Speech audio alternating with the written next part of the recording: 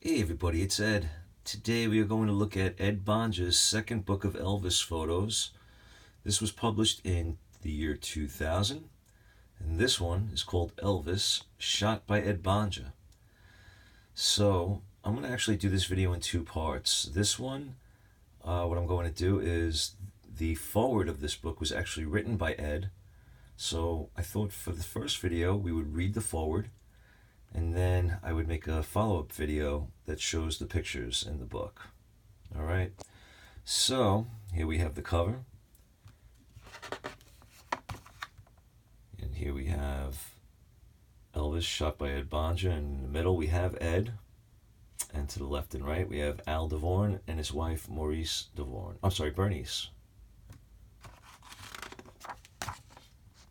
All right, so the foreword, please bear with me. I will try to do this as smoothly as possible. All right, so the foreword states, when I thought about writing this book about Elvis, I asked myself what I could possibly add to the volumes that have already been written about Elvis Presley, the king of rock and roll. Elvis has been researched and analyzed by so many writers that we now know about every step he ever took, every song he ever sang, every girl he ever dated, every breath he ever took, every word he ever spoke, and on and on and on. When I looked further into the situation, I found that a large majority of those who have written books about Elvis didn't know him, never met him, never even saw him in person, either on stage or off, and certainly never took a photograph of him. Well, that made me feel like I did indeed have something to write about Elvis, which almost none of the other book writers have. I met Elvis, I knew Elvis, and spoke with him on many occasions over the years. I photographed Elvis in the 70s as the official photographer for the Elvis Presley Show. I worked as the Elvis Presley Show tour's manager. I saw Elvis in person perform over 1,000 concerts, and the list could go on and on, but you get the idea. In any case, the photographs I have taken of Elvis will comprise by far the largest part of this book and show Elvis in many wonderful ways. The photographs of Elvis have been used on dozens of album covers, single sleeves, CDs, and for nearly everything that required a photo of Elvis in the 70s. Wow, I got so excited about this possibility that I am now thinking in terms of series of Elvis books. And so I began. I sat down at my computer and began to reflect on Elvis. My general reflections are just that, general. It's like someone meeting you and asking you what Elvis was like. What follows in this foreword is my answer to that question in a very brief and general way. So I'm trying to keep this in frame as I read. There is a legend and there is a myth known around the world as Elvis. Lest we forget, Elvis Presley was, above all, just a man. As we begin a new century, a new millennium on the planet Earth, Elvis has been named Entertainer of the Century. Quite an honor when one considers all the tremendous entertainers that have been on this planet over the past 100 years. Elvis was also voted Person of the Century, but that's another story all by itself. Elvis liked to sing a song entitled Until It's Time for You to Go. In the first verse of that song, he would sing the words, I'm not a king, just a man. What most people fail to realize is that Elvis really took those words to heart, realizing that he was just a man, and that he didn't want people to think of him in any other way. Then, as now, Elvis was known as the king of rock and roll. He was literally adored by millions of fans around the world. However, he knew better than anyone who he was, and he always remembered where he came from. That was the impression I always got from Elvis during the years I was fortunate enough to be around him as tour manager and photographer. But I was never more sure of that than the day of an afternoon concert in Lake Charles, Louisiana. It was a matinee concert at the, I hate when this, all right. It was a matinee concert at the Lake Charles Civic Center on May 4th, 1975, where Elvis was performing to a sold-out audience of over 10,000 fans. A young lady from the audience rushed up to the stage and handed Elvis a beautiful crown she had made for him. Elvis carried the crown in his left hand and continued walking around the stage, finishing the song that he was singing. By the time he had finished the song, the entire audience had taken up the chant, "Put on the crown, you're the king." Elvis put up his hand and asked the audience for attention.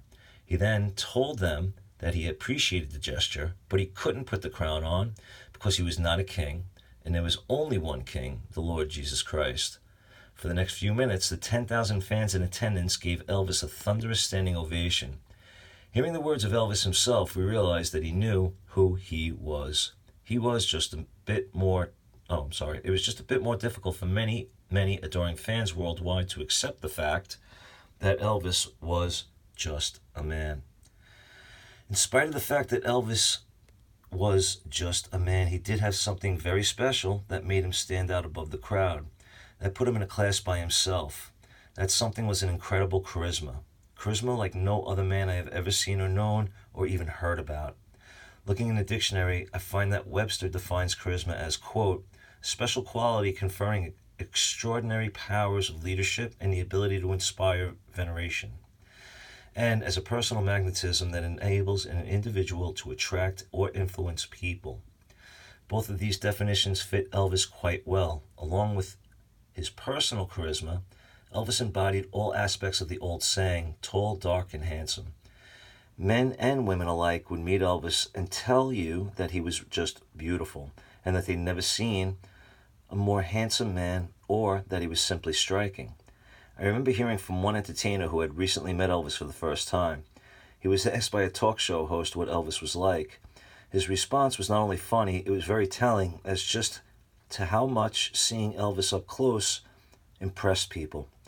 He responded that Elvis was the most handsome man he had ever seen, and I was wishing that I was a woman. Elvis's incredible looks have been described in many ways, but suffice it to say, he was an extraordinarily handsome man. All right, if anybody knows who made that quote, Elvis, I kind of wish I was a woman right now. It was actually a very funny interview. All right, what made Elvis unique in all of the world was much more than his incredible good looks. As a singer, he had no equal. He had a beautiful voice and a tremendous range. And he put his heart and soul into his songs. Elvis could sing any song or any type of song and make it the best he could possibly be. Make it the best it could possibly be. He could sing the greatest hit of any great artist and make it even better. He had just the right song for every occasion, for every mood, for every problem, for every celebration, for every heartbreak, and for every joy. Elvis's songs are known and loved by people in every country on this earth. And Elvis himself is also known and loved by the same people. People who have only heard him sing or may have seen a picture of him. There's just no way to explain this Elvis phenomenon.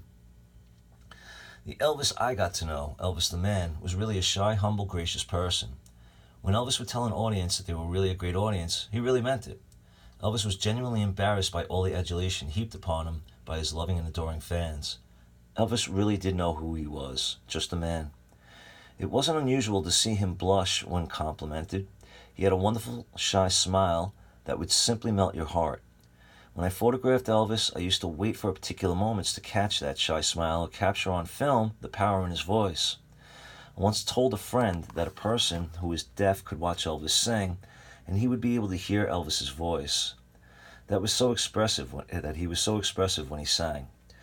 In my photos of Elvis, I was able to capture many different emotions that he portrayed, and it's my hope that seeing some of the photos in this book will allow readers a similar experience. Elvis cared for his fellow man, and Elvis gave. He gave to charities, to friends, to strangers, to those in need. He put on benefit shows for needy causes. He was probably one of the most okay, you get it? Oh God, man, I can't believe it. It's too early. Philanthropic man of his time. Damn that word. Yet few ever knew about it. Because Elvis gave from his heart without a lot of ballyhoo and called to attention to his good works. Elvis had a tender heart and cared very much for the other people and their problems. Elvis liked to have fun and had a wonderful warm sense of humor. He had a mischievous smile and an infectious laugh. Some fans were lucky enough to witness that sense of humor on stage, where he usually conducted himself as the perfect Southern gentleman. But every once in a while, something would happen to get him started laughing, giggling, and he just couldn't stop. He loved practical jokes, and you always had to be on your toes when you were around him. When I reflect on the Elvis I knew, I remember a friend. I remember a very talented man, very handsome man, a very loving and caring and giving man, and a man that with that very special charisma that drew people to him from every country on this planet. Yes, Elvis was just a man, but he was a man for all people and a man for all seasons. Hope that wasn't as tedious as I think it was. All right, but be on the lookout for part 2. Maybe I'll have it later today or tomorrow, where I will show the rest of the photos of this awesome book. All right. Appreciate you watching. If you want, you can leave a comment. Let me know how crappy I read. And as always, be good to yourselves, be good to each other. Take care.